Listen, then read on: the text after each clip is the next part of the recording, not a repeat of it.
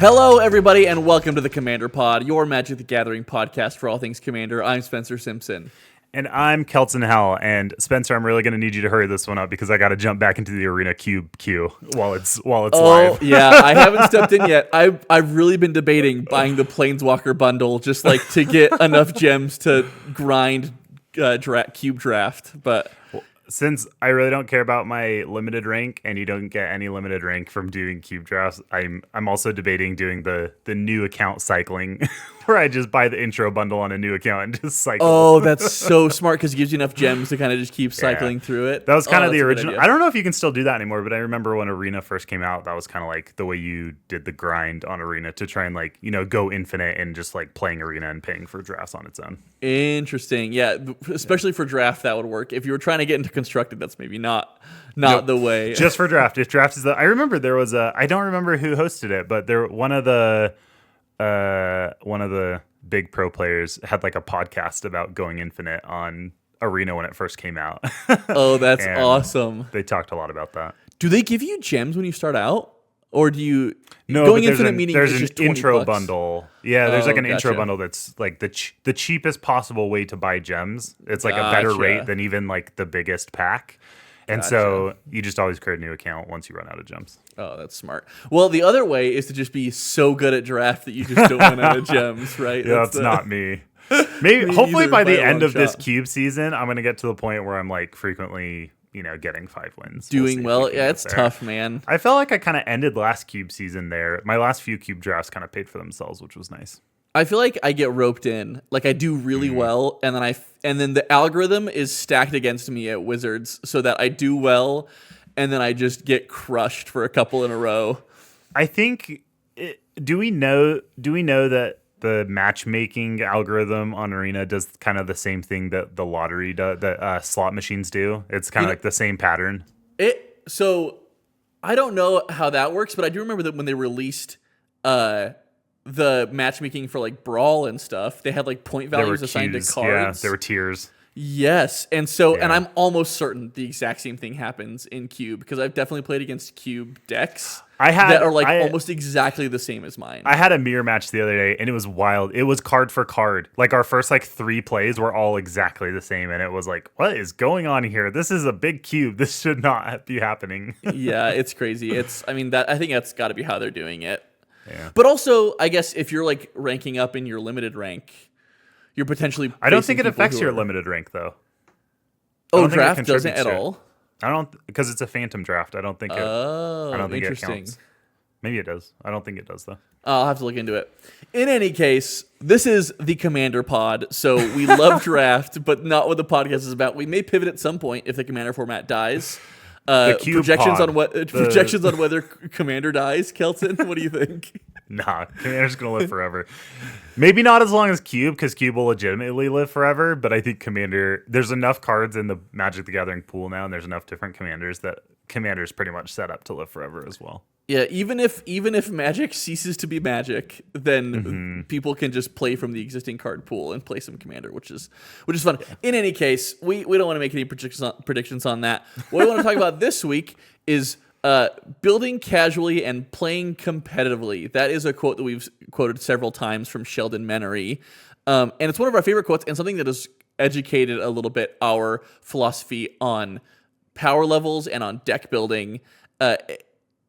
Primarily to help us feel better about building a deck to a specific level and also not have to like sandbag the plays you're making, right? Like that's the whole point of building casually, playing competitively.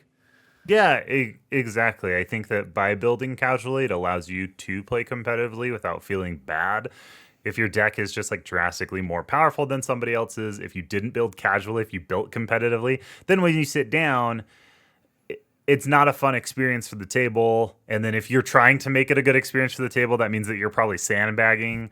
So just all in all, it makes for a much more well-balanced game if you're building to an appropriate power level.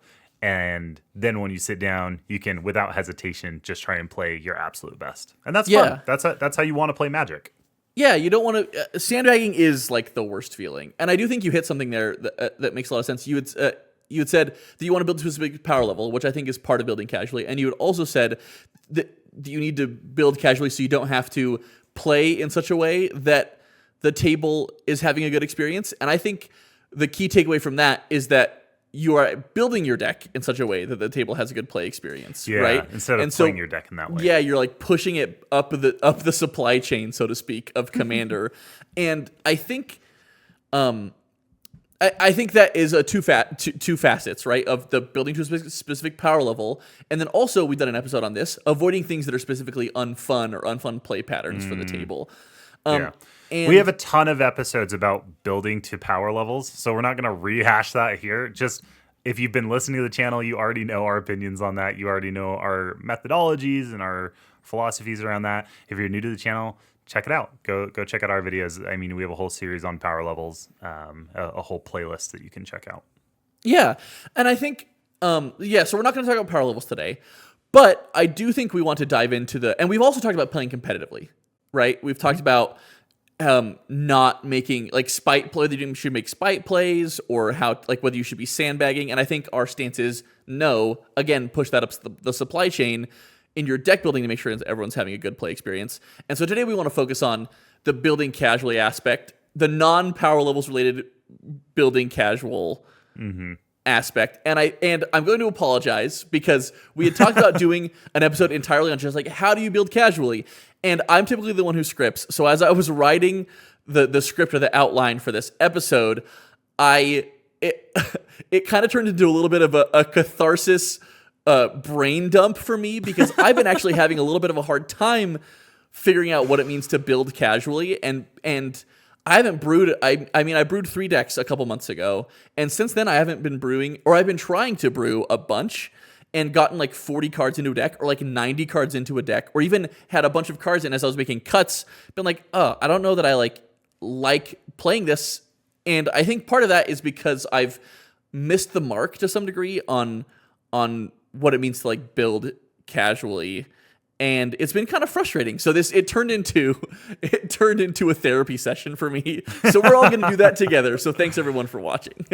We love it. We're happy to go on that journey with you, Spencer. And it's a journey that you and I have shared. If we look at it at a macro perspective and think about like our Commander journey overall, I think you and I went through like a very similar swing of the pendulum where we started playing Commander and we were like, oh, I want all these powerful cards to put in my decks. They're so cool. And so we started acquiring staples and started putting staples in all of our decks. And those started powering up those decks. And then we were like, okay, we need to focus more on having variety in our decks, and they don't all need to be super powerful. So let's stop including all the staples in our decks. And so it started powering down our decks a little bit. And then we were like, wait a minute, some of those staples are really helping the decks function and perform really well. So maybe we need to power them back up a little bit. And then, I think we're at the point now where we're powering back down a little bit, where we're understanding that some strategies are just inherently powerful. It doesn't really have that much to do with staples. And so we are being more meaningful in the types of decks that we build at different power levels. Yeah, and I think that's the part that I've been struggling with most recently, right? Is like, I think we reached a really nice sweet spot of decks need to function power up. And now, I don't know if you've experienced this, but as I'm trying to expand into different strategies, right? I built like typal decks, and those are fairly easy to build at mid power because they're somewhat on rails because there's only so many playables within a given like type, right? Yep. Given creature type, or like artifact decks, or like blink decks, or whatever. I think there's a couple strategies that like aren't necessarily easy to build at mid power, but you can. We've been successful so far in several of our decks building them at a mid power and feeling like they are mid power. And I think the roadblock I've come up against is some strategies are just very powerful or just represent an unfun play pattern, even if they are like a viable way to play Magic and a fun way to play Magic. And as a result, as I've been brewing those because I think they're cool, I've started to realize, oh, should I just like, do these not fit at mid power and I need to play these at like higher power or something like that? Because I can't, so can I even build these casually? And I think like an example of this would be like, is it Storm, right? Like, can you build a Spellslinger deck and have it be mid power? right? Is that something that you can do? I don't know, but I do think that we've learned that some strategies are just a little more powerful, right? And Yeah, so let's talk about Storm for a minute, just so people understand like what we learned about trying to build Storm is Storm. I think is inherently very powerful. If you're trying to win the game with Storm, it relies on combos. And the issue with combos in Storm is that if they're infinite combos, they're very fast, they're very efficient, and you can win kind of out of nowhere. And that doesn't work at mid power. You can't do that at mid power. So if you try and, maybe little C combo instead of infinite combo, then it becomes non-deterministic. And it spins its wheels for a really long time. You can take really long turns trying to win and trying to build up enough advantage that you win. And that's a very unfun play pattern if you are consistently doing that at a lower power or a mid-power table. So Storm has this balance of being too fast or being too slow. And how do you make that fit into the type of play experience that our pod is looking to have, our playgroup is looking to have? I understand that some other playgroups are like, oh yeah, let's all play Storm, let's do that, and that's great. I think that if every game is like that in our pod, our playgroup starts to get a little frustrated by that. Yeah, and I think part of the problem is that those decks just compete on a different axis than like your typical combat damage centric creature deck, right? Is you can if someone can't kill you before you get to whatever turn you're trying to storm off non-deterministically, then there's a chance you win and there's a chance you don't, and either way you just took a really long turn, right? So sure. I want to ask some questions about that though, because please. Somewhere in our script, we're going to be jumping around a lot, so hopefully we can keep our thoughts gathered here. But I know that you had asked the question somewhere in here about, okay, are mid-power decks just like reserved for typal decks, very creature-based, swing in, do combat damage, those type of decks? Is that like what Sure. low and mid-power is about? And I want to say no. And I think it's good for decks to compete on different axes because it requires your playgroup's meta to adapt. I mean, Spencer, forever, you were playing just basically graveyard-based decks. I mean, the majority of your decks, and I'd say like even a plurality of your decks still are graveyard decks. But for a long time, like pretty much all of your decks were graveyard decks. And our playgroup had to adapt and start running graveyard hate. And I think that's a good thing. I think that decks should have to include more interaction for a wider variety of threats and not just be focused on, oh, we're all just like racing to get creatures out and swinging for combat damage, because those games end up feeling very samey. And so I do think it's good for decks to compete on different axes. But it is a bit of a journey where it's like if everybody's kind of playing the same type of deck and then somebody plays one that's on a different axis, then there's going to be a little bit of time where everybody else is a little bit frustrated until they can figure out how to handle that deck and how to compete with it. And then that meta is going to adjust. And I think that's a good thing. So I want to advocate for not just having these typal creature-based gum up the battlefield type decks at low and mid power. I think it's still good to introduce interesting things that require you to deal with threats in different ways than just creature removal. But it does take, I understand where the frustration comes from, and I do think it takes pods and playgroups time to adapt. Yeah, well, I really appreciate you saying that, because it has felt, as I've been trying to brew, that like I can't build those type of decks even at lower powers, right? Or especially at lower powers, because they feel unfun for the playgroup. But I do think you hit the nail on the head that what it does require is tables to adjust, not only to like, oh, maybe I need to include some of this stuff to deal with that deck, right? Maybe I include like a deafening silence in my white deck to stop this storm player, right, from like storming off, right? Interesting. Yeah. But like, or something like that. Like, it doesn't need to be a stacks piece or whatever. But they're coming up on this much mana, I shouldn't tap out on my turn, because it changes your play patterns as well. And I do think that like, what I was going to ask is, do you think it's like a play pattern issue that like, because we started building more proactive decks, right? Like, it's kind of been our focus.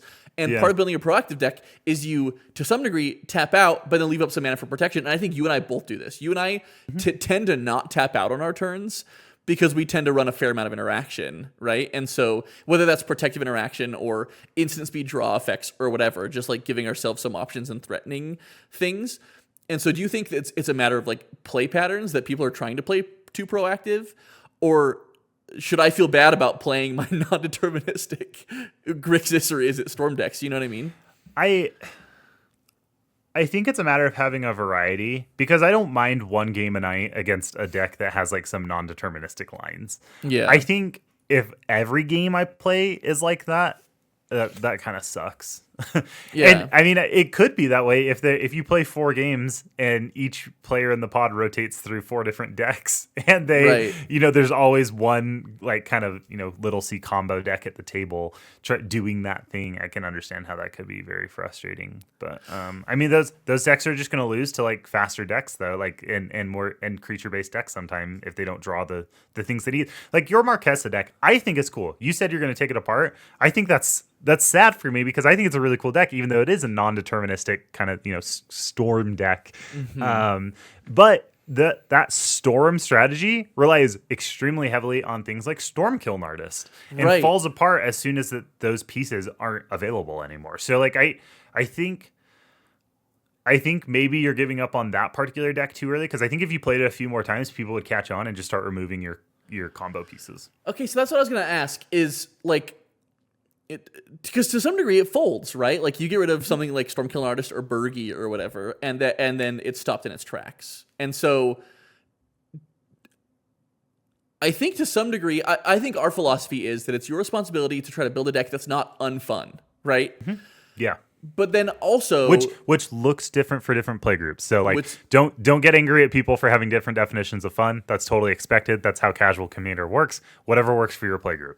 For sure. But when I'm playing like Marquesa, part of the reason I'm taking Marquesa apart, or thinking about taking Marquesa apart, you might be changing my mind here, is that I feel bad, right? Like I have decks that like they kind of pop off, and I'm like, sorry, like it popped off, But like I built them to pop off if they got to do whatever they needed to do, right? But every deck is trying to do the thing, and every deck should be able to do the thing. And so it's just like, I don't think you have to feel bad if your deck pops off. Like that's your deck got to do the thing.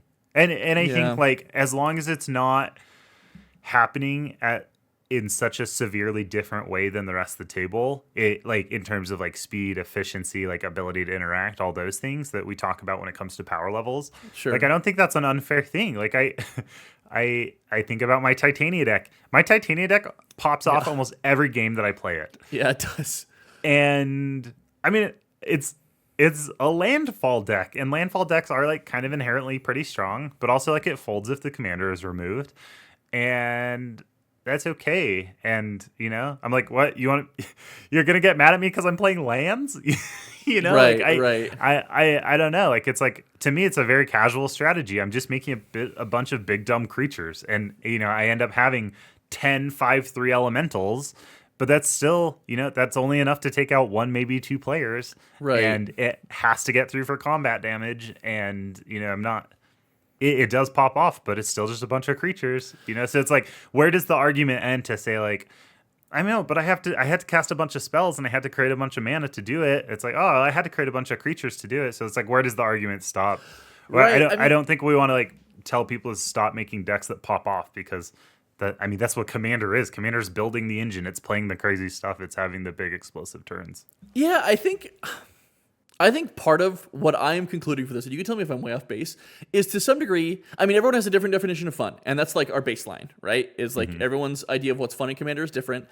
But also, who are you to tell me like what I think is fun? But I think there's like two sides of the coin, right? Everyone has a different definition of fun, and you also need to be sensitive to the fact that everyone has a different definition of fun, and you storming off on your turn may not be fun for other players.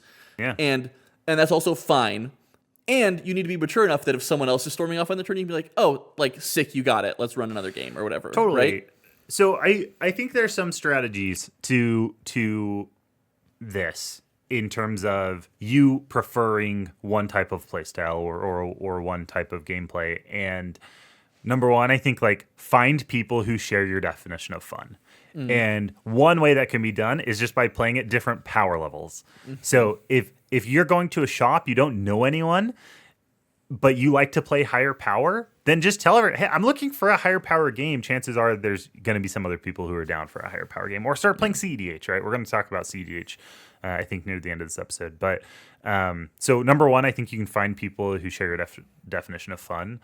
I think you can, like we've talked about in past episodes, like optimize your deck against things that are unfun, like remove things that are generally considered unfun, and then you can still kind of do the thing that you think is fun. And it's just I try and like have decks that I consider like unproblematic, or like maybe like polite decks where it's like I know that like no matter what the power level of the table is, I can probably sit down and play this deck and probably nobody's going to be bothered by it. And I save that for if I'm playing with like newer players or people I don't know or something like that, so that like I don't have to worry about that social experience.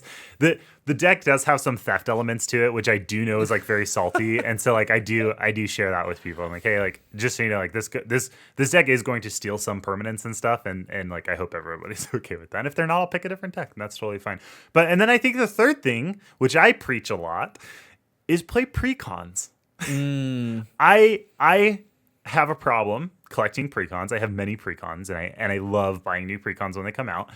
And I've really found a lot of joy over the last few months of playing Commander of being like, hey, is there anybody here that wants to play, a precon game? And if people are like, yeah, okay, like I could be down for like a precon game, then I'll bring out a bunch of precons and I'll be like, here, you can, if you don't have a precon, pick one of these. And we can all sit down and play, and like nobody's worried about power level. Obviously, there's a little bit of variance in power level between precons. There are certain cards that are just like miles ahead of other cards, like Trouble in Pairs or Raise the Palisade, or there's just like inherently very powerful cards in some precons, but nobody's going to be very upset about it, and everybody can just focus on like having a fun playing competitively, because they know that they're all built casually because they didn't build them. They're just precons. So that's one way that I've found to balance this, because I like playing at precon levels because it allows me to focus on playing competitively.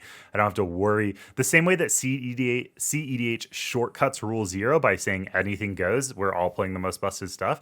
Precons also shortcut rule 0 by saying we didn't build these decks. These are precons. And so we can just get straight to playing and play competitively. It takes the responsibility off of you as the deck builder to say, why did you include this in your deck? You're like, hey, sorry, hey, this is a precon. It's just in the deck. Yeah, I mean, okay, so I will say I really would like to subscribe to that, but I have to admit to you that I played some games the other day, and everyone's like, hey, let's play a lower power game. And I was like, sweet. And they were like, someone was playing a precon, someone was playing like one of their budget decks or something like that. And I was like, or they were playing like a low power deck or whatever.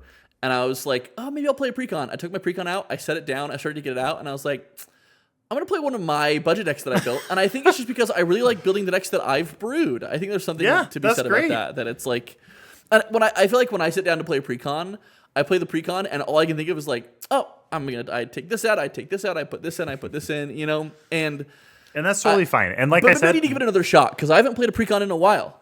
But also, Spencer, if you don't find that fun, that's okay. Like everyone has different definitions of fun. And so it's like the same way that I like to shortcut rule 0 with precons, you like to shortcut rule 0 cEDH. And that's a great thing. Like you should just play more cEDH, to be honest. Yeah, I mean that kind of, it might be the direction I'm moving towards a little bit, is that I think I just like to play higher power stuff. And I think you and I maybe share in this a little bit, although you tend to lean more towards the like building casually and playing more casually. And this is maybe like the draft. You do this more in draft, and I feel like I translate that also to Commander a little bit, is that if I'm building a strategy, even at a given power level, I want to optimize that strategy without playing unfun stuff, right, within that power level. And I think that's something that can sometimes come back to bite me because I don't feel like I'm building casually enough necessarily. And do you feel like that can be reconciled with building casually? The fact that I want to, or anyone would want to optimize within their given strategy. Like I can give you an example. Like I built a jury deck, and I really wanted to optimize around all of the sacrifice stuff. And so I really was pretty laborious going over that deck list and taking out stuff that I felt like wasn't performing very well, putting stuff in that I thought performed better. It doesn't play any infinite combos. It doesn't play anything like super broken necessarily. But it just synergizes very well with itself. And And my sample size so far in its wins have been 3-player games, which is skewing it for sure. But it's undefeated in my play groups that I've played against. Yeah, but of course it's going to do better in a 3-player game because like jury is going to target down a player and get their life really low, and in 3-player you only have to do that to 2 players instead of 3 players. So like I think you do need to give that deck more of a try. But yeah, like I do think that you can like optimize without and not play broken stuff and not have it be too powerful. I mean, like I think about how many iterations I went through with Brago before I finally built Brago, because I was like, okay, like I want to blink stuff, and like I mainly want to blink artifacts. And if you recall, and I've talked about it very early on in our podcast, that the first iteration of Brago had all interaction on permanence. Yeah. And I was like, oh yeah, because like interaction on permanence aren't very good. Like they're usually overrate, and just like usually more narrow and not quite as powerful. Yeah, it turns out with Brago, everything that was bad about that is all of a sudden becomes really good. And so I was like, oh, okay. Like, yeah, none of this stuff is busted. Like, these aren't like free spells that I'm playing. They're not like the most powerful effects in the game, but they become very powerful within that strategy. So what else can I do that blinks things and is on permanence but doesn't feel bad to play against? And so like I think I look at it, instead of saying like it makes my deck unoptimized, as it adds an additional constraint, and it like it feeds the deck building more to be like, okay, like I know I want to do this thing. How do I do this thing and also have it be fun? And like it's a fun challenge for me when I'm deck building, to be like I appreciate the challenge that I can't just throw in the most busted stuff. Yeah, well, and by fun you mean like not unfun, right? Like especially in like Brago, because you found, I think, that the permanent bouncing, the blinking permanence and then removing more stuff was just like unfun, right? Or like putting stun counters on stuff was. And you know what? I went a couple ways, right? So I took out a bunch of the permanent based interaction, added a bunch of other stuff, and then it turned out that like the deck was having a hard time competing, and so like I added a couple of the more powerful permanent based interaction in. So one of my favorite ones that's absolutely miserable to play against and immediately makes me the threat and like creates a a mini game for the other players to figure out. Yeah, go for it. Can I guess? Is it Elspeth Conquers Death? That's exactly what it is. So Brago is a creature that when it deals he's the commander. When he deals combat damage, you get a exile any number of non-land permanents you control and return them to the battlefield. Elspeth Conquers Death is 3 white for an enchantment saga. As it enters, and after your draw step, you add a lore counter, and you sacrifice after the third one. So the first one is exile target permanent an opponent controls with converted mana cost 3 or greater. The second one is non-creature spells your opponents cast cost 2 more to cast until your next turn. And then the third one is return target creature or planeswalker from your graveyard to the battlefield, put a 1/1 counter on it. Or a loyalty counter on if it's a planeswalker. So the way this works is I play this card, I get to exile something, I blink it with Brago, I get to exile something, and then on my next turn, the second one triggers. It makes everybody's non-creature stuff, all of my opponent's non-creature stuff, cost 2 more to cast, and then I attack with Brago, I blink it, I get to remove something. And so it's just always going between those first 2 every turn. I get both of those first 2 every turn. And if they remove Brago, then I can just use the third chapter to bring Brago back. Good. So it's really good in the deck. It's really difficult to play against. Everybody hates this card. And you know what? I had taken it out, and I have since put it back in because like I do think it's good to have threats for people to deal with. And this threat, if we have a whole episode on threat assessment and threat levels, I think this is an appropriate threat level for the power level that I built that deck for. And I think it's good for people to have to interact with enchantments. I think that's a good thing. It folds if Brago is removed. Even if I bring Brago back with it, it's now gone, so it's not a problem anymore. So I think that it's totally an appropriate thing for that deck, even though it sometimes sucks to play against. Sure. Yeah, no, I think it's really good to include. And I know you were really cautious with Brago and how you built Brago. And I think you and I both were, because we went through a phase, and I think for me, the deck that you were doing while you were doing Brago is I was working on kind of Will Helt simultaneously, but mostly Tana Tevish, right? And we were kind of working on those in tandem as we were figuring out our power levels and how we wanted to build to a specific power level. And so I think potentially what I've been struggling with recently is maybe I'm just not spending enough time on, like, I have all these things I want to brew, and I'm like, sick, let's brew it, let's build it, let's get it out there. And when I find myself getting frustrated that I don't think I can build it to the right power level with the right cards, or that maybe I don't feel like I can play some of the cards that I think are really cool in the deck, then it frustrates me. But I think it's okay. So I know that you and I have a different deck building style. Like for Brago, I made like 3 or 4 versions of the deck before I even brought it to a table.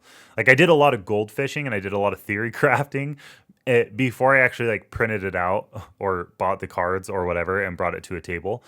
And that's just a way that I like to deck build. But if you're like, hey, I just have all these cards I want to play, I built the deck, I want to test it now, that's also okay. And it's okay to then take cards out of the deck and replace them as you're testing and improving. And it's okay to put those cards back in. If you're like, hey, Fling really wasn't the problem in Jury, it was just really good in 3-player games, then you can put it back in. And that's totally fine. So like I think like you shouldn't be too sad if the deck feels too powerful at first. Like, great, switch it up.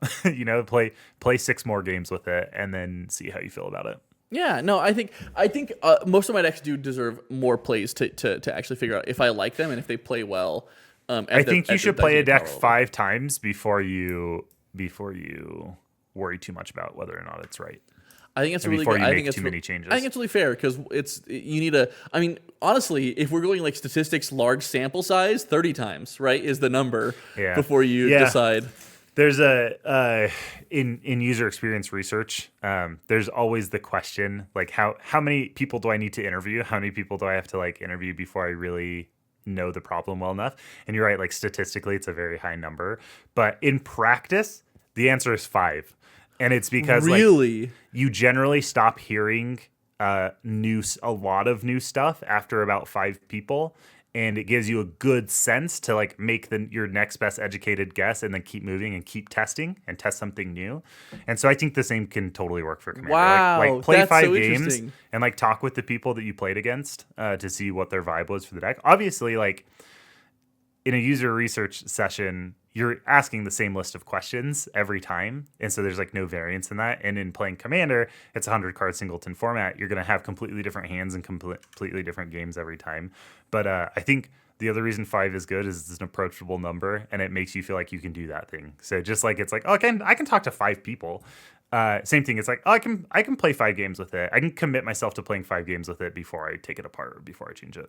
Yeah, for sure. I do think like I think that's a really good rule of thumb. I also think one of the things that is a way that you can help your deck play more casually or attempt to build it more casually is you can identify problem cards, right? And I do think that doesn't take particularly long to do sometimes. That you can do that in gold fishing a lot. Yeah, I mean I did that. I did that a lot with Braga. I mean I've done it a lot with every deck where like I'm gold fishing, I'm like, oh, okay, yep, this card's too good.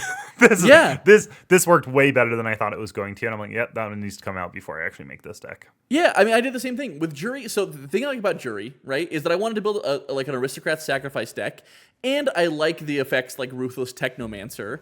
Here, I'll read Ruthless Technomancer. Or it's such a sweet card. Also, one of the coolest names among Magic cards. It's Ruthless so sick, and the art is so cool.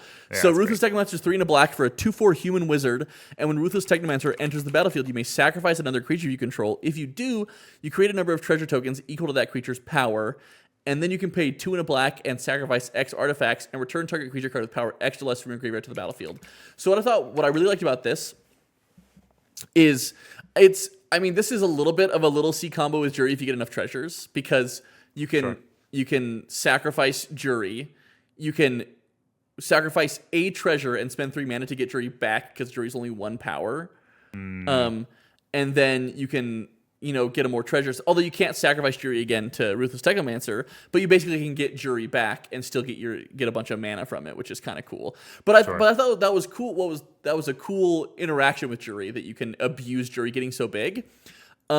And so that's kind of why I wanted to do it. And as I was building the deck, I saw people were including fleeing effects, and I was like, oh, cool, that makes sense. And the first time I played Jury, I flung him at somebody for 19 damage, and then he did another 19 damage, and I was like, oh, that sucked. I'm not gonna I think we need to take out fleeing effects. But I had the same thing happen with, I built an Ovika deck. I had the same thing happen the other day when I was playing Ovika. I had told the table, I'll read Ovika really quick.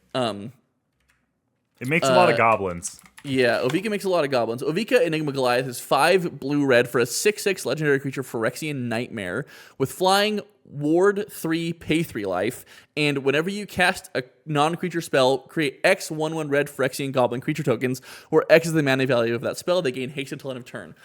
And so this deck is really cool, and you get a lot of goblins, and you can do cool stuff with it. I built this as a budget deck. It was a $25 budget deck. And so I felt okay in our $25 budget. This was my way of trying to fix Vadric, because this can kind of be spicy and storm off. But you need a lot of pieces in place to do that. And one of the pieces is, oh shoot, I just forgot the name of it. It's Skirk Prospector. Oh, that's so disgusting with that card. So Ovika makes goblins, and Skirk Prospector is 1 red for a 1/1 goblin that says sacrifice a goblin, add a red. So what this basically does is it turns all of your spells into free spells as long as you're casting red mana, or using red mana to cast them. And after playing this game in a non-budget context and saying, hey, listen, this doesn't really storm off unless I get Skirk Prospector. And then after the game, storming off and winning, and then after the game saying, well, I guess I got Skirk Prospector, and talking about how should I build this deck so it's like still not so it's not unfun to play against and it can still do cool stuff, right? And the answer was pretty much synonymous, like unanimously, just take out Skirk Prospector, and the deck's fine, right? Because even if I'm playing something like Burgi or Stormkiln Artist and I'm getting mana from casting or copying spells, it's not entirely refunding me. Like this would, if like this and Phyrexian Altar are kind of the only two that could really help you storm off. And if I take those out, this is perfectly suitable as an Izzet non-creature deck at mid power, right? Yeah, okay. So like you said, at mid power, because people are screaming into their headphones right now, don't take out Phyrexian Altar. That's one of the coolest cards in the deck. It lets you like cast spells for free. Yeah, at higher power. Right. It doesn't feel good at low power, which was what this deck was kind of built to be initially. Yeah, it was built to be. I mean, it was built to be budget initially, and you and I, when we do budget nights, the stipulation isn't build low power; it is build within the budget. And now we've also given ourselves a stipulation of not to play like actual broken storm decks. Yeah, and so which this one isn't necessarily. It just happens to be if you draw Skirk Prospector. As a power level outlier. As a power level outlier in the deck, so I felt okay including it. If I want to build this as a mid power, which is where I think you and I have landed in our pendulum swing, right? Is that we're building a lot of decks at mid power because that's where our play group plays, and so it's easier to be able to play with everybody if we're building like generally mid power decks. I probably would want to take Skirk Prospector out. And like you're saying, people are probably screaming at their mics like, don't take out Skirk Prospector. Also, play Fierce Guardianship and Deflecting Swat and Force of Will and whatever. Because those things are so good with Ovika. Because they're so good in Ovika. And I definitely would if I was building this at higher power. But I think where you and I have landed with our like build casually mindset is that we've kind of done soft bans a little bit on cards we will play below high and high mid power a little bit, right? Yeah, for low, mid, and mid, we avoid free spells, we avoid combos, we avoid tutors, we avoid like really efficient and plentiful interaction. Like you said, like we have begun to build a lot more proactive decks just because that is the meta of our play group, and that's what people enjoy. Though, like I said, maybe our meta is a little stale, and maybe like someone does need to shake it up a little bit. I've been feeling to play more powerful stuff, just to like play on different axes. Yeah, or play more interaction, right? I do think that's something that, like, I know that's always the answer is, like, play more interaction in your deck. And we have been playing, like, a sufficient, I think, amount of interaction. But a lot of it has been proactive interaction. And I think that's fine if your deck is Which fast. is, like, protection, right? That's what you mean. Exactly. Yeah. Protection type effects. Which I think is fine if your deck is, like, fast, right? Tana Tevish is a relatively fast deck. And so more proactive and protection interaction is better in that deck. Whereas... And it's, like, creature-centric, and it's combat centric, like those things all want protection. Yeah, exactly. Versus like deck. Removing other people's stuff. I did want to. So we avoid free spells when we're playing mid power. Typically, I've not been avoiding flares. How do you feel about flares in mid power? Like Flare of Duplication, Flare of Denial. Play flares. I think flares are great. I think they're like. I think having to sacrifice a non-token creature is a great payment.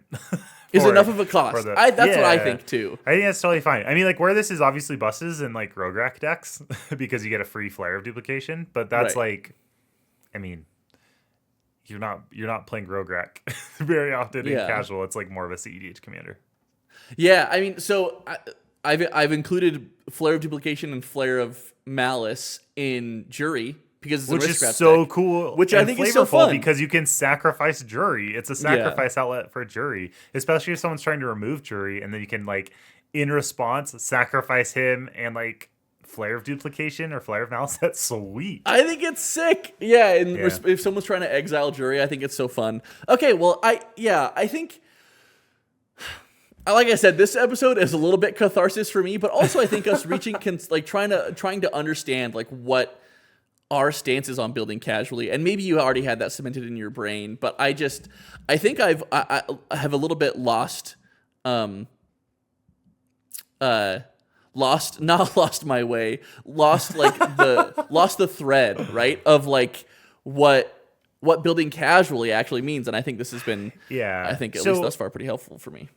One of the subtitles that you put in our outline here is like is it building casually or building responsibly? And I think that's I asked you what that title meant. I was trying to understand, and I think a lot of people conflate casual with low power. Yes. And so I think like people can get caught up in being like, I don't want to build lower power. I want to play the cool stuff. I want to play like the more powerful stuff.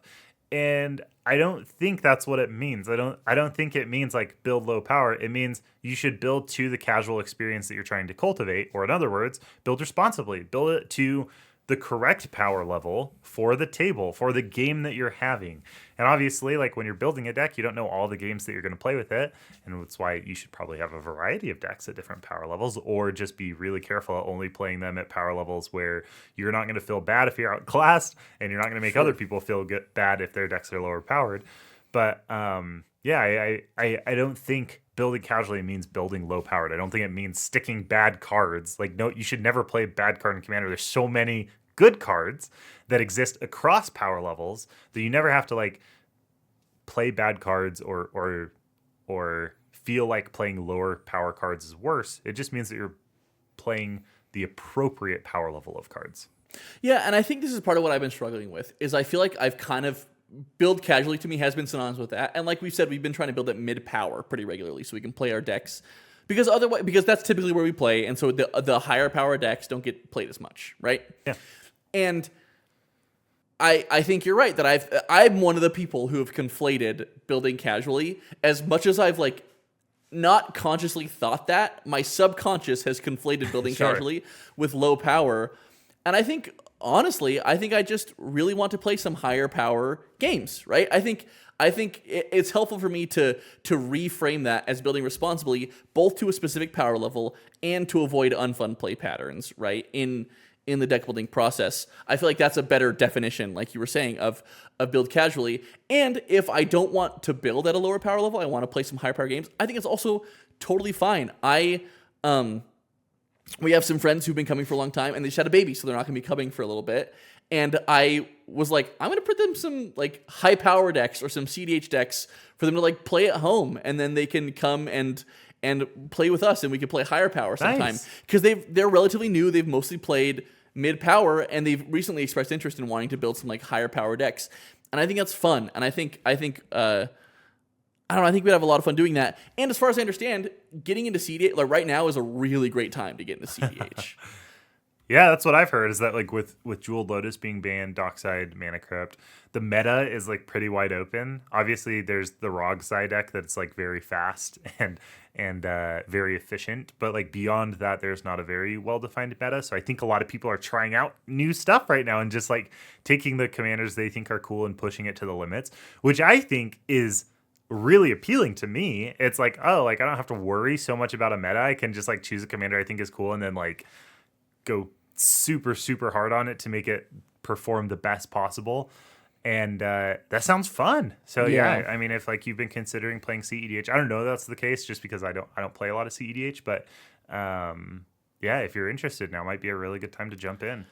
I've been thinking a lot about jumping back in. I mean, built Tasigur a while ago, started playing Tasigur, felt like I did okay with Tasigur, but also, and I think a lot of the cEDH we see out there is actually like cEDH, right? When people talk about the meta, and it's like, what will win you a tournament? And like, are you a tournament grinder? But I also think there are plenty of decks that were cEDH viable, right? That may not have been top performing, top tier cEDH decks. And I just think the pool of both of those have grown a lot with the banning of Jeweled Lotus, Mana Crypt, Dockside. And if you haven't listened to a lot of our channel when we've talked about higher power decks, the way that we generally distinguish between higher power and cEDH, even though they might be running a lot of the same cards, is that like higher power casual decks are still fit within a theme. They're trying to do a theme. Like I have a high power AC deck that isn't running any like off theme combos. It's all landfall combos. It's trying to win through the thing that the commander cares about, that I built the deck around, the theme that the deck has built around. Whereas, you know, in cEDH, like you're just playing stuff to win, right? You're playing the winningest stuff. The theme is winning. The theme is winning. Yeah. So it's like my AC deck would look different if it was a cEDH deck, just in the sense that like it wouldn't care so much about that theme and it wouldn't be tied to that theme. And so, I think that there's you can play cEDH a lot of ways. Like it doesn't have to be those cEDH meta best performing tournament decks. Yeah, I think that's like where I've been kind of craving to play, and I think it's just that nature of, and that's not necessarily entirely true. It's just that like we were talking about, I really like to optimize within a given theme, and that's what I tried to do with Jury. And could I make Jury a cEDH deck? I don't know. Sometimes what cEDH is really good at is having like a card advantage in the command zone, or like a combo outlet in the command zone, which Jury could be. I haven't looked into Jury enough to know if like there's like a lot of cool Jury combos, right? But I do think that the pool is certainly expanded, and just about any commander you can build nearly up to that level. Whether it will be top tier is like an entirely different question. But I do think if you can't build it up to that level, then you can maybe like give it a theme a little bit, right? Like I have a Garth deck that I love, and it's got like an untapping theme, and I think I could maybe try to turn it into a cEDH deck. 5 colors for a commander I think is tough. But I think there's a world where I could do that, and I think it could be really cool. Yeah, absolutely. I mean, like they're Kenrith cEDH decks, and they're very good. And they don't like all rely, as far as I understand, strictly on Kenrith, right? Kenrith just provides access to all 5 colors and is an infinite mana sink. yeah, exactly. Yeah. Well, in any case, I think this has been super cathartic for me. Thanks everyone for listening to the Spencer therapy episode about building casually. Hopefully I have some cool new brews for you next time we chat, or maybe a month from now when I spend a lot of time thinking about it and goldfishing it. You're gonna have a lot of time brewing next month. There's a little teaser for something that we're gonna be doing. I'm on very the channel. excited. Very excited. Soon. Everyone look forward to December. It's going to be a fun time. Everybody, thank you for listening. Thank you for sticking with us if you have. Hopefully you learned a little bit about building casually and how you can build more casually in your decks, and that doesn't necessarily mean that you need to be playing lower power. It's just that you need to be conscious of what power level you want to build to and what your playgroup thinks is fun and what you think is fun. Yep, so please go ahead and subscribe if you want to get access to all of our weekly Commander content. You can find us on thecommanderpod.com, and until next time, remember to always pay the one.